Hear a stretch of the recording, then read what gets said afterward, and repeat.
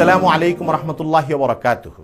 প্রিয় দর্শক শ্রোতা বন্ধুরা, চলার পথে আমরা অনেক সময় মানুষের জন্য দুর্ভোগের অনেক রকম আচরণ করে ফেলি।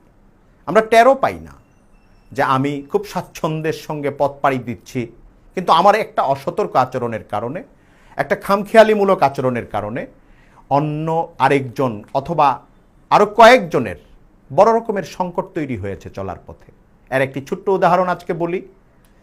বিশেষ করে বৃষ্টির সময় যখন রাস্তায় পানি জমে থাকে, ভাঙা রাস্তায় দেখা যায় যে কাপড় চোপড় পরে, পোশাক পরিচ্ছদ পরে খুব ভালো একটি কাজের জন্য যাচ্ছেন কিছু মানুষ, কিন্তু নিজস্ব গাড়ি নিয়ে যখন কেউ যান, তার গাড়ির গতিটা সেখানে একটুকু কমানোর চেষ্টা তিনি করেন না। এর ফল হয় এই, চলন্ত গাড়ির চাকার চাপে ছিটে গিয়ে পানি লাগে এমন মানুষের গায়ে যিনি হয়তো কোনো বিয়েতে যাচ্ছিলেন, কোনো চাকরির ইন্টারভিউতে যাচ্ছিলেন, কোনো অনুষ্ঠানে যাচ্ছিলেন, অথবা একটা স্বাভাবিক জীবনেই তিনি যাচ্ছিলেন।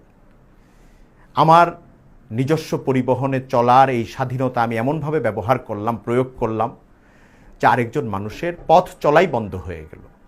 এটা ঠিক না, এটা উচিত না, আমাদের খেয়াল করা দরকার।